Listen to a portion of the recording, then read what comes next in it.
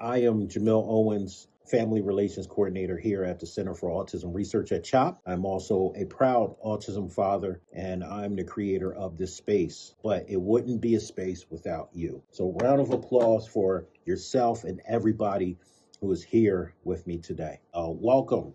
This is the first year of the rebranding of the Autism Fathers Conference. It is now called the Involved in the Forum, a conference for autism fathers and autism advocates. Give yourself a round of applause. Today, I want you to focus on you. I want to acknowledge you. I want to uplift you, and I want to empower you. I want to say thank you. Maybe you might be questioning yourself, well, why are you thanking me? I haven't really been the best husband, best father, the best brother, the best caretaker. I want to thank you because I want to do it in advance, because I know and I believe that you will become that man, that person that you intend to be. So for all the attendees here, thank you and enjoy.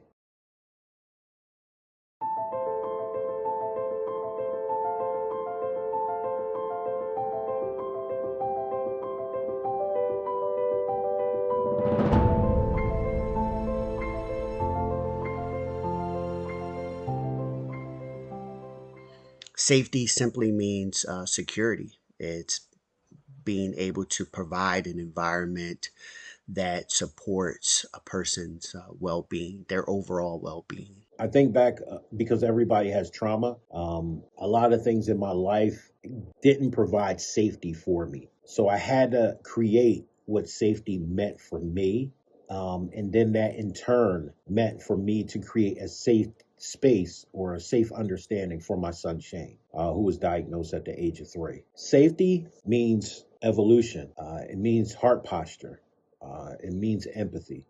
That's what safety means for me. Safety means a lot to me. It means that my child is treated respectfully and that he is treated kindly and he is also treated with a level of understanding that needs to be had for someone on the spectrum. My thoughts after I received the diagnosis, quite frankly, I'm going to be transparent. A lot of you know my story. I left. This wasn't the life that I signed up for. I questioned God. I asked why. I was cold. I didn't even console my wife at the time, Shane's mother.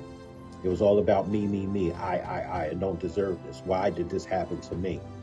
Um, I didn't want this. And, truth be told, I was missing out on the best blessing that I could possibly get in my life. And I believe it's probably similar for a lot of parents that hear that for the first time. I'm 48 and I did not know what autism was. My brain very quickly went to all of the worst case scenarios and not knowing whether or not I was going to have those moments with my child where he was going to be able to even say my name, tell me he loved me, play catch, do all of the crazy things that you want to do with your kid. So it caused me and my wife to dive deep into what autism is and learn as much as we possibly could about autism spectrum disorder, and also educate other people around us about how they can help all of us navigate our new life that we have been put into. Well, there were many thoughts, but my strongest and initial thought was blame. What did I do to cause my child to have autism? It was an immediate blame of myself and something that I had to deal with for years, actually. The first thing that comes to mind when I hear the term support is coming alongside and providing assistance. It's leadership. And if you ask me, what's the first thing that comes to mind when you think about support, leadership, fatherhood, head of the house? That's the first thing that comes to mind. Shane is a big part of who the man that I am today. What I've learned is that nobody's perfect. Um, and we all deserve a second chance with earning it, with being intentional and putting the effort to absorb and to have that second chance. I see people as good people until they choose to show me they're not. I show empathy towards people. There's a lot that I've learned from Shane, but it's really, everybody is going through something, but who takes the time to actually listen? That's what I've been taught by Shane. Well, this journey has definitely taught me many lessons. One of the major views that has changed about life, relationships, and trust is the current lack of community within the neurotypical community as well as the neurodivergent community. And due to that lack, we have such a need for connection and such a need for interdependence between both the neurotypical and the neurodivergent communities. Through my foundation and through some of my work on the podcast, I'm trying to help develop safer spaces and deeper connections with the autism community and the healthcare system. We take a lot of time to make sure that we spend a lot of time understanding diagnosis, possible outcomes, OTs, PTs, all of the treatments that can possibly occur for a kid on the spectrum and with ADHD. We're currently exploring what ADHD medications could mean for our son. And I hate to say it, but there's not a lot of information out there, and there's not a lot of doctors willing to talk about all of the effects and side effects of it because they don't want to say something that they shouldn't be saying. I honestly want to say, you guys got it's the answer is within the question. Go to the fathers, create safe spaces, create focus groups that gets the inputs of fathers. Support family, marriage engagement, how to keep families together. I think we focus so much on the mother, and shout out to the moms and the non-male caregivers, and they're doing amazing. But it's a team. It's a team effort.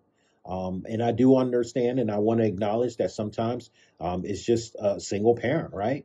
But if there is an opportunity for co-parenting, giving, staff, clinicians, training that emphasize questioning, but also inclusion of the father, I think is very, very important. Yeah.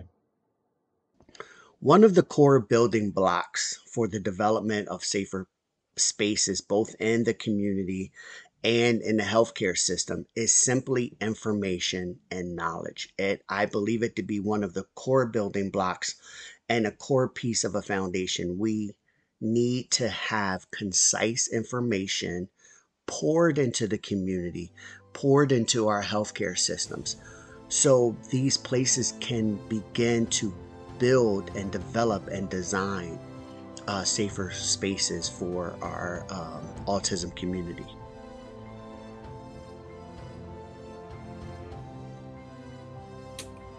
I'm excited to be at the Involved and Informed conference because I feel like it's a great place to be. I feel like there's a space that needs to be had for dads that have children on the spectrum and spouses or family members on the spectrum.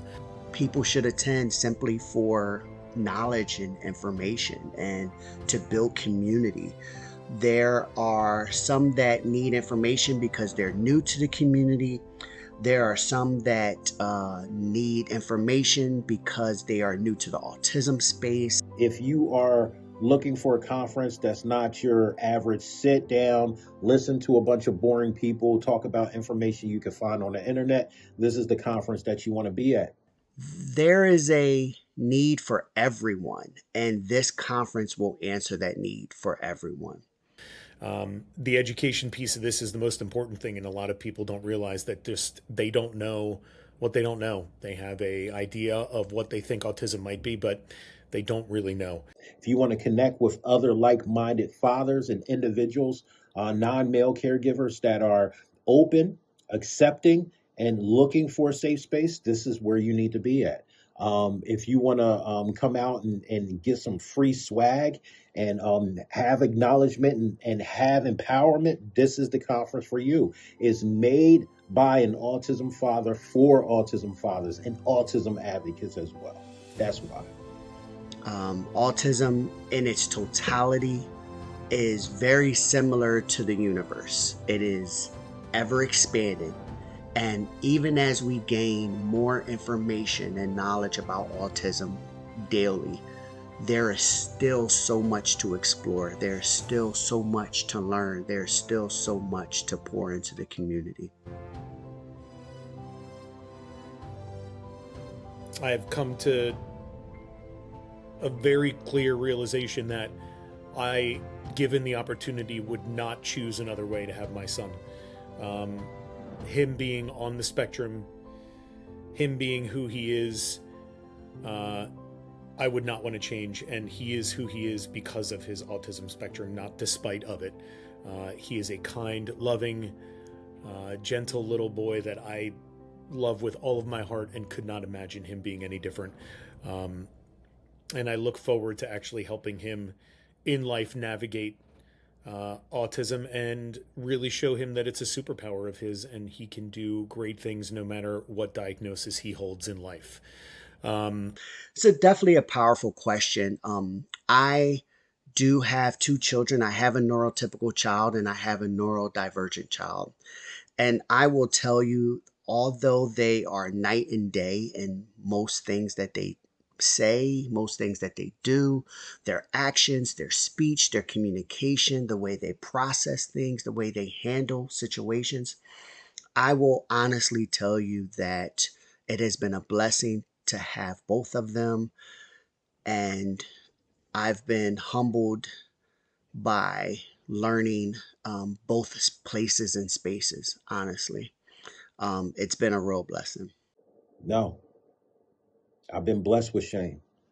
I have actually a neurotypical child. I have my 3-year-old, soon to be 4-year-old, and I'm blessed with both a neurodiverse and a neurotypical child. But once again, without Shane, without my hard-headed self going through the ups and downs and really realizing how much of a blessing Shane was, I wouldn't be the man who I am today. So I'm blessed. I'm perfect, and I'm lucky.